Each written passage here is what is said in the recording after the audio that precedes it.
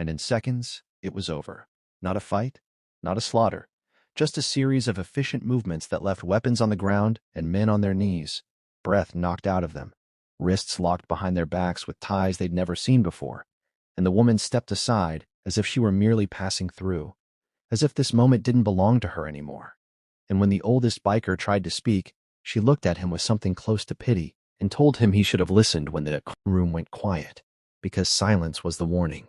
And as sirens wailed far in the distance, too far, too late, the figures melted back into the dark exactly the way they'd come, leaving no vehicles, no tracks, nothing that could be followed.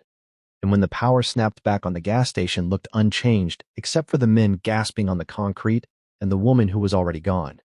Walking barefoot down the highway with her torn shirt hanging loose, metal plate hidden once more, carrying nothing but a small key in her pocket and the weight of a past she had finally put down. And somewhere miles away, a phone rang in a secure building, and a voice said the phrase that meant the ledger was closed, the asset was burned, and the story, like all the others, would never be told. Except now you've heard it.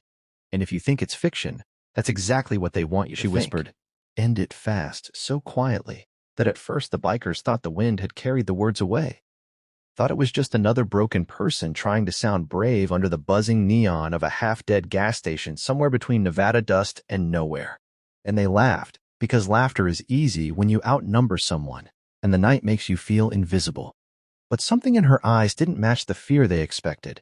There was no begging, no shaking, just a stillness that made one of them hesitate, even as another grabbed the front of her shirt and yanked it hard, fabric tearing with a sound too loud for the desert. And that was the moment everything stopped, because under the ripped cotton wasn't skin the way they thought it would be. It was metal, dark and dull, pressed flat against her chest like a second rib cage, stamped with an insignia that hadn't been seen in 20 years, the kind of mark that made men who survived wars wake up screaming, and the laughter died. Instantly, the air went cold, and for the first time that night, the bikers realized they had made a catastrophic mistake. Because the woman didn't move when they froze. She didn't cover herself. She just exhaled slowly, as if she'd been holding her breath for miles. And in that silence, memories flooded back into the oldest biker's mind. Memories of briefing rooms with no windows, of men who vanished after missions that officially never happened, of a unit that didn't exist but always left things finished. And his hands began to shake as he recognized the insignia, not because he understood everything, but because he understood enough to know that whatever came next would not be loud or dramatic. It would be quiet and final. And as the desert wind pushed dust across the cracked pavement, she finally spoke again, telling them they still had a chance to walk away, which only confused the younger ones who had never learned the difference between mercy and weakness. So one of them reached for his knife, not noticing that the shadows around the gas station had shifted, not noticing the absence of insects, not noticing that the highway had gone completely empty. And when the lights cut out all at once, every bulb, every sign, even the hum of the soda machine, the woman smiled for the first time, a small tired smile, and said she'd hoped it wouldn't come to this, because she was so close to being done, so close to disappearing for good.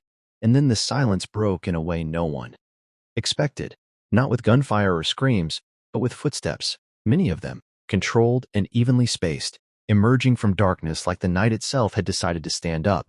And the bikers turned just in time to see figures wearing no colors, no patches, no faces visible beneath matte helmets, moving with the kind of precision that didn't belong to gangs or cops. And in seconds, it was over. Not a fight, not a slaughter, just a series of efficient movements that left weapons on the ground.